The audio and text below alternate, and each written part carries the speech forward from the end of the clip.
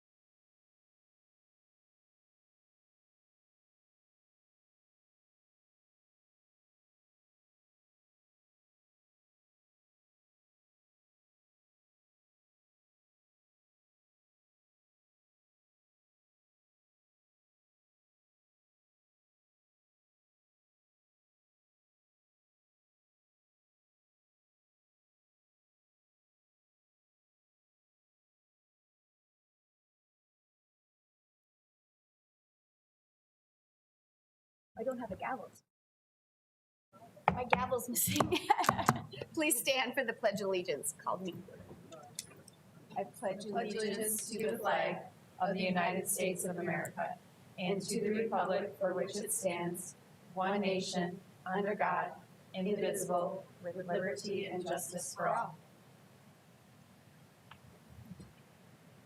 Thank you and good afternoon. Thanks for all being here. We'll first move on to the approval of the minutes of the meeting held October 13th, 2021. Do I have a motion to approve? So moved. Second. I have a motion second. All those in favor signify by saying aye. Aye. Opposed, same sign. Those are approved. Next, we'll move to persons wishing to address the school board. Everyone who signed up today is on non-agenda items. You'll each get 5 minutes. Looks like it's 3 different topics. I'll start with the person who's on top here, Chad Bishop. Please stand on the mic and state your address, and board member Parker will time you and give you a heads up when you're running low on time. I think 1 minute. Or she just give you a hand? At me. It's okay. So She'll just give a hands up when it's about 1 minute left. Is that okay? Yell at me. Okay. I don't look up from time to time, so. My apologies. I was trying to put this up. Dan, and Sorry. we have. If you want to teach me how to do it. You bet. Well, we should always make sure. I'm going to trust you that we need to talk about it's appropriate because, I mean, I know you are and I trust you, but like if people just start showing up. So we just, in the future, would you show either Bev or someone what you're going to put on there just so we have, make sure. You bet. Thank you. Yep. My name is Chad Bishop. I live at 7405 South Valencia Drive here in Sioux Falls. In my last statement to this body in 10/13 of this year, I asked that you consider the concepts of doublethink, the memory hole, and newspeak as described by George Orwell in his dystopian science fiction novel 1984. In that statement, I listed the terms diversity, equity, and inclusion as potential examples of modern-day newspeak. Why would I do that?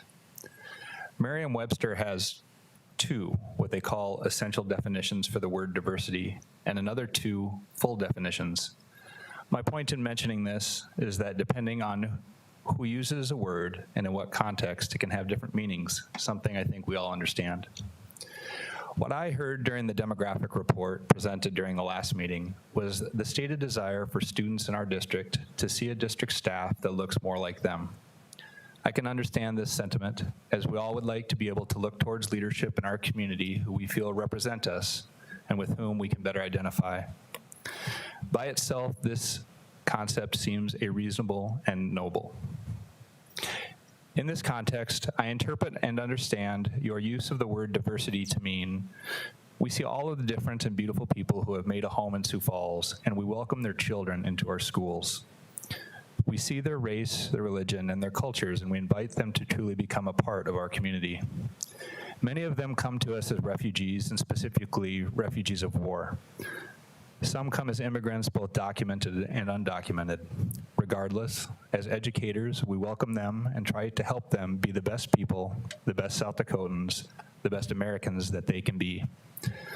We don't ask that they forget where they come from or who they are, nor do we ask them to accept everything that we do in our culture, but we ask them to find a way to be respectful and tolerant as we learn to live together. In this understanding, we hope we do our best to train them up and educate them so they may become teachers earning that title, so they can educate and welcome whoever else may come to find a home in Sioux Falls. Would that be an acceptable definition of diversity that we could all agree upon, at least in spirit? So the concern that many have is that some are operating with a different definition and understanding of the word diversity. I give the district the benefit of the doubt in the definition they are using, but I would ask for you to explicitly define it along with the other words that I mentioned. In an op-ed dated August 12th of this year, Professor Dorian Abbott says, "The words diversity, equity, and inclusion sound just and are often supported by well-intentioned people, but their effects are the opposite of noble sentiments. Most importantly, equity does not mean fair and equal treatment. Diversity, equity, and inclusion seeks to increase the representation of some groups through discrimination against members of other groups. The underlying premise of DEI is that any statistical difference between the group representation on campus and national averages reflects systemic injustice and discrimination by the university itself. He's speaking to higher ed here. The magnitude of the distortions is significant. For some job searches, discrimination rises to the level of implicitly or explicitly excluding applicants from certain groups. DEI violates the ethical and legal principle of equal treatment. It entails treating people as members of a group rather than as individuals, repeating the mistake that made possible the atrocities of the 20th century. It requires being willing to tell an applicant, I will ignore your merits and qualifications and deny you admission because you belong to the wrong group. And I have defined a more important social objective that justifies doing so. It treats persons as merely means to an end, giving primacy to a statistic over the individuality of the human being. Professor Abbott's definition of diversity is likely similar to that defined in Responding to Social Justice Rhetoric cheat sheet I cited last meeting.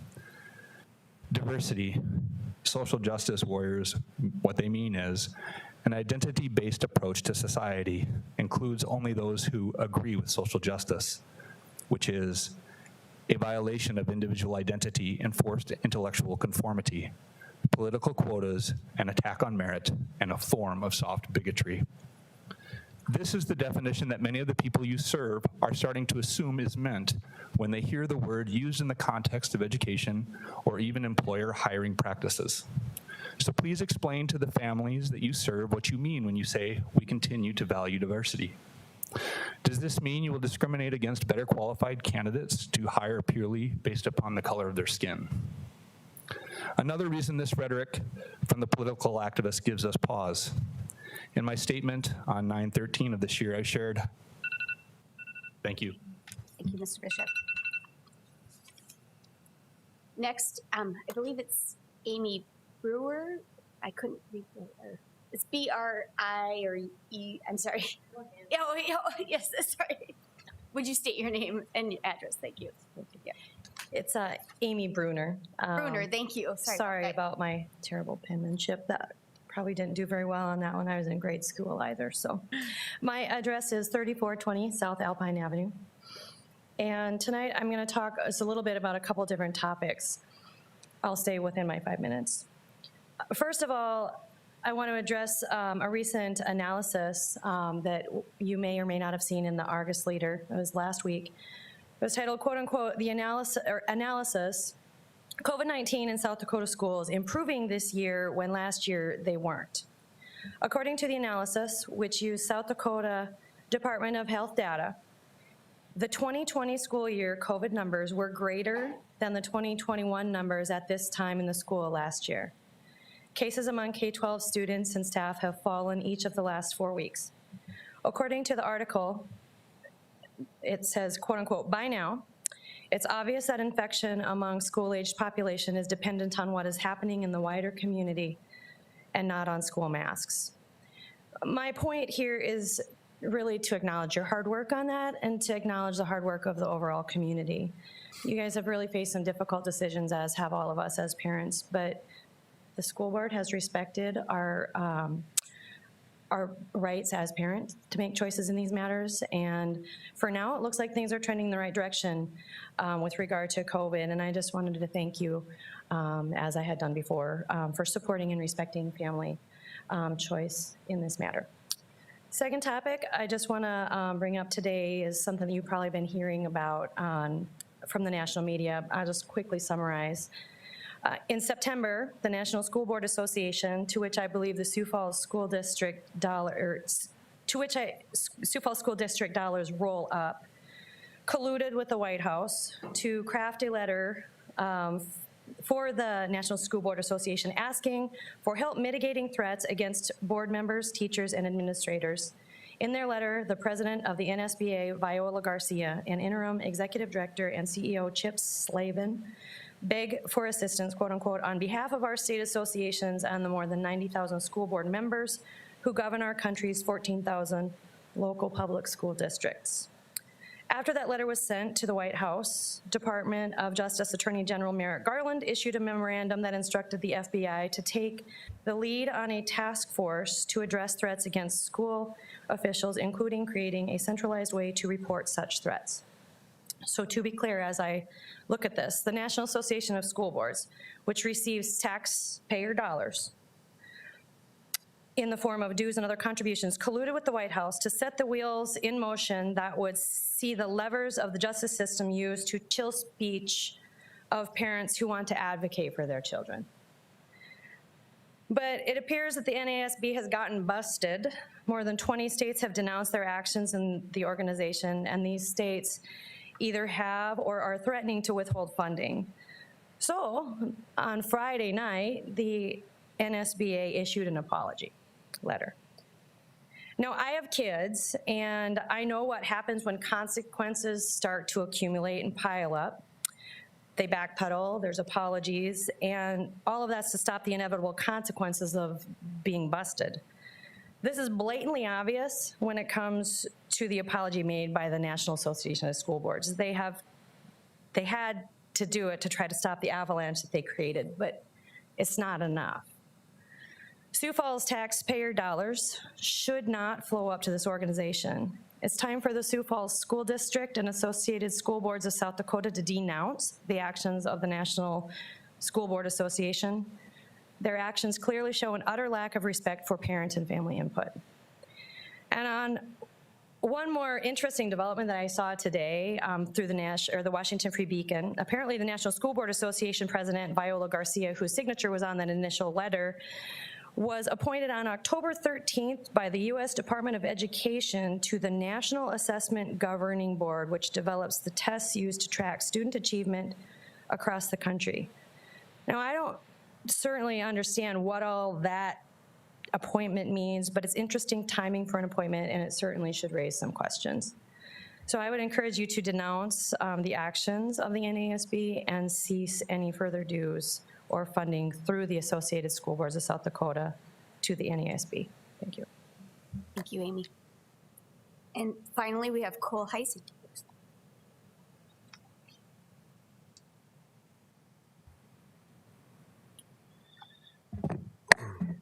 Hi, good evening. My name is Cole Heisey. I'm a Sioux Falls resident. I live at 123 South Duluth Avenue, apartment 3. I hope you're all doing well.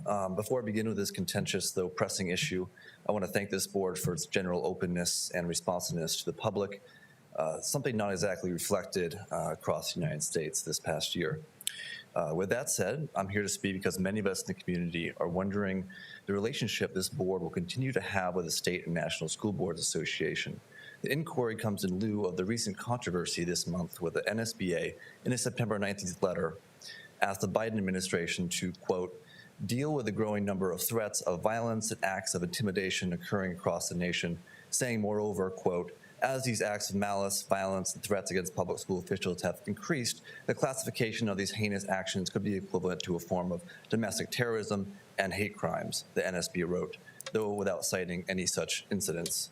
Several days later, after the release of this letter, U.S. Attorney General Merrick Garland subsequently ordered the FBI to investigate parents protesting at local school board meetings, thereby turning concerned and justifiably angry parents into enemies of the state, indeed into so-called domestic terrorists.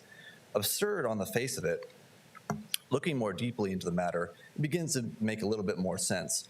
It was found that Merrick Garland has a direct financial and familial interest in targeting and intimidating parents with the FBI. For it was found an education textbook company namely Panorama Education, was co-founded by U.S. AG Merrick Garland's son-in-law, having contracted with 23,000 public schools and raised $76 million from investors. It just so happens they sell a critical race theory-based curriculum. Given many of the parents at these meetings are there to protest against critical race theory being taught in schools, among other things, it doesn't take much of the imagination to see why there's a conflict of interest besides an ideological one. Seen from this angle, the AG's contact makes more sense, but it has set alarm bells off, as one might suppose. As for the National School Board Association, it has taken a hostile posture against concerned parents making their voices heard. It has become grossly partisan and ideological.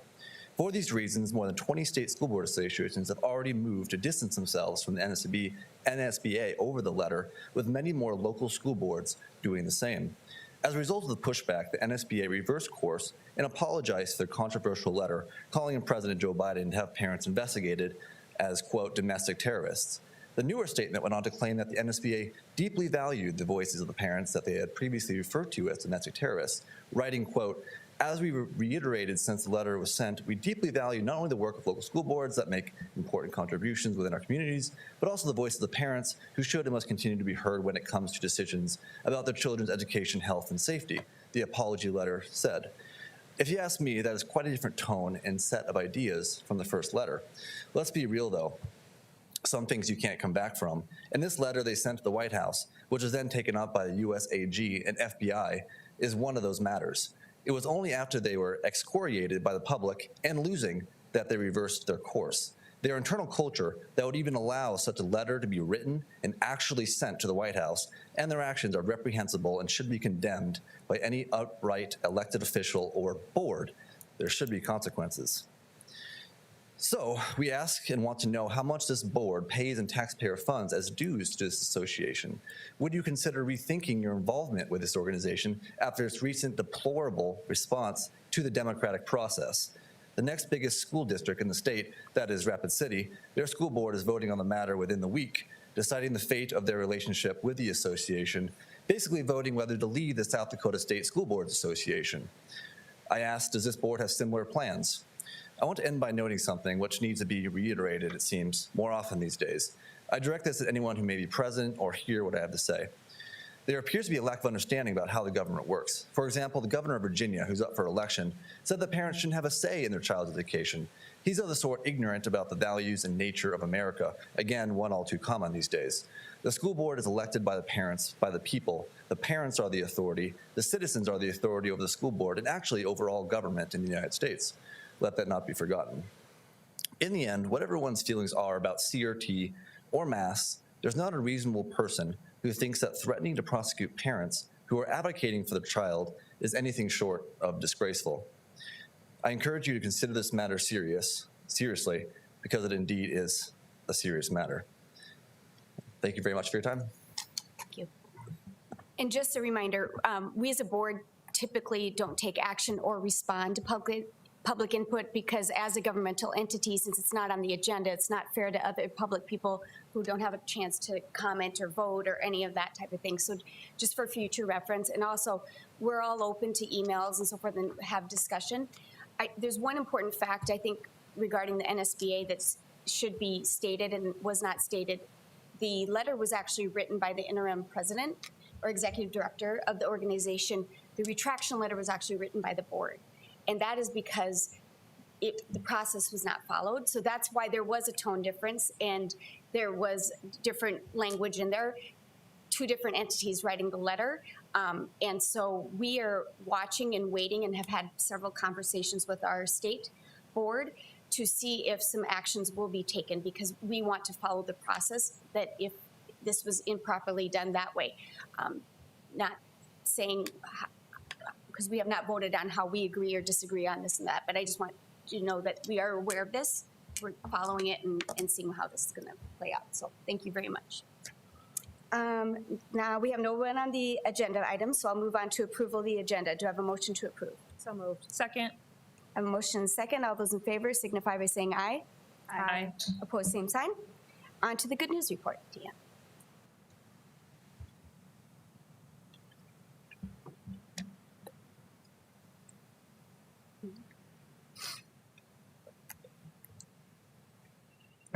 Okay, good evening. When in doubt, go to the library. Read books, change the world. There is no friend as loyal as a book. These short but impactful quotes remind us of the valuable resource available at the fingertips of our students, referred to oftentimes as the heart of a school, and that is the school library. The South Dakota State Library formally recognizes schools each year with libraries that meet the characteristics of 21st century school libraries through place, professional, and program. Awards recognize the status of the library as effective, enhanced, or exemplary based on the South Dakota School Library Guidelines, which say that school libraries must provide all learners a collaborative program for learning and teaching, provide all learners a place for both physical and virtual learning environment, provide all learners access to a highly qualified professional for leadership in creating, promoting, and sustaining the program in place. This fall, we're pleased to report that 3 of our schools, our high schools, all 3 high schools that were in existence in the past years, Lincoln, Roosevelt, and Washington high schools, all achieved the exemplary status, along with Patrick Henry Middle School. We should note that libraries can apply for this award every 3 years. And my PowerPoint is not wanting to respond. Seems like there's something every time, right? Libraries can apply for the award every 3 years. So we currently do have some libraries in our district that are still enjoying the distinction of their 3 years. They may be in that first year after or the second year after as well. So those school libraries are Robert Frost, Pettigrew, and Sonia Sotomayor. Many more schools have carried the distinction recently, including Discovery Elementary, Harvey Dunn, Oscar Howe, Memorial Middle School, and Edison Middle School, demonstrating that we have exceptional school libraries across the district. In addition to an application, the self-assessment rubric includes 29 essentials, which each have multiple components. And I'm just highlighting a couple of those through here. And I know it's hard to see up there, but some of those examples are promoting reading for academic and personal learning, promoting and sponsoring school events and community library participation, providing flexible and accessible access during, before, and after the school day, supporting library sustainability and growth through budget allocations, employing staff members who participate in building district, state, and/or national curriculum, and cooperating to co-teach with other educators. So 29 different self-assessment points, and then the application also. As you and I have probably all heard throughout, as recently as August, when I was taking some members through Jefferson High School, someone asked if school libraries are dying. Are they going away? Are they a thing of the past? These pictures and these awards go on to show that school libraries are most definitely vibrant, here to stay.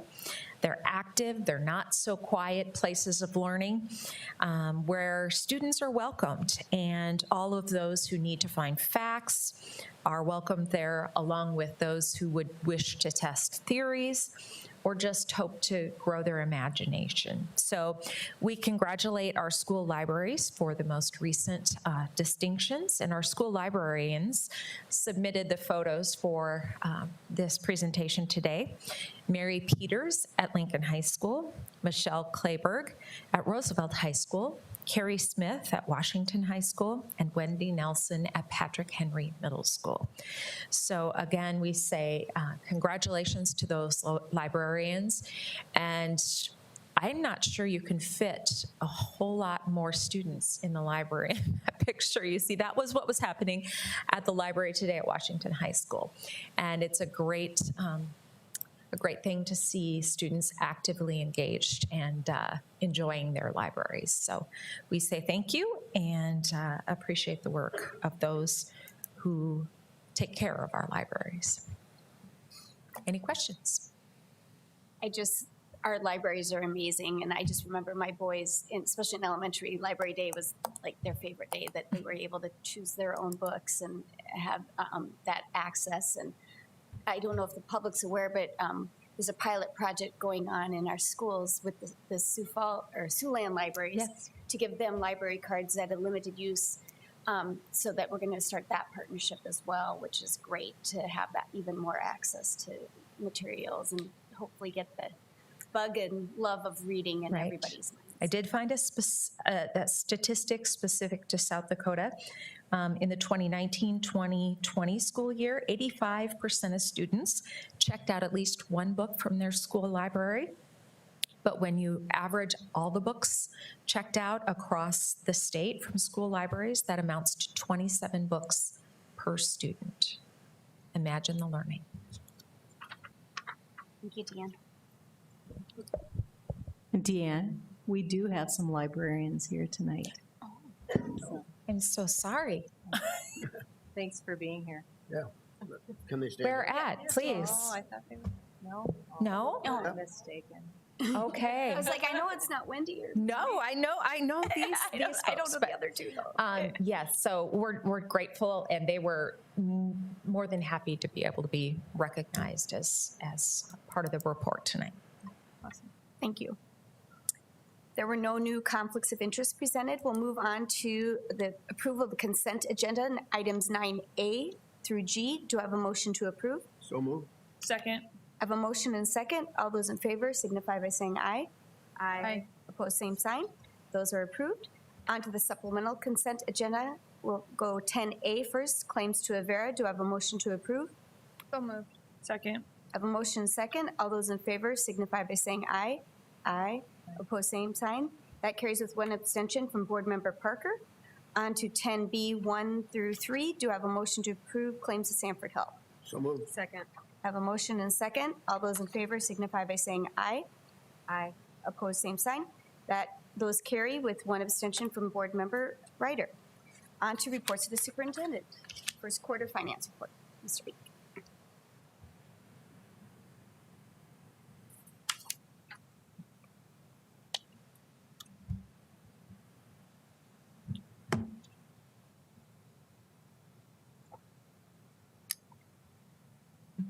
Thank you. This is usually we do 4 of these a year, obviously, and this is usually the fastest.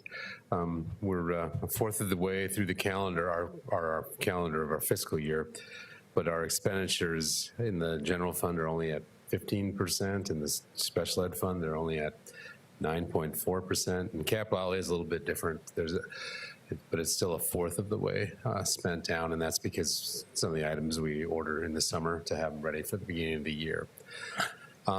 The one area we can really have a fix on kind of where we're headed is our revenues, because we now know our valuation increases and we know our fall enrollment. In the general fund, our fall enrollment was a little short of where we grew, but we were a little short of where we projected. But our valuations are up, and so the capital outlay fund will be able to offset any shortfall we might have in the state aid formula.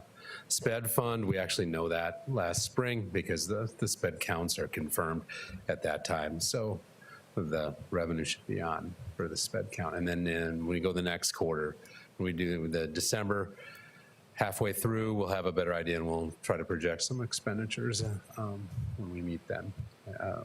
Other than that, I'd stand by for questions.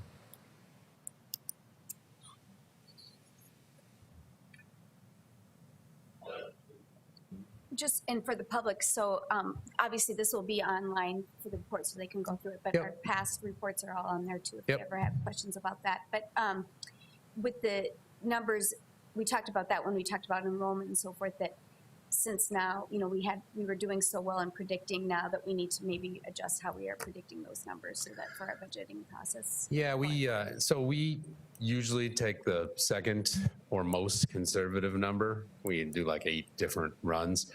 This year, because we thought there would be maybe some 6-year-olds that would show up in kindergarten and whatnot, we did what we call Olympic averaging. We threw out the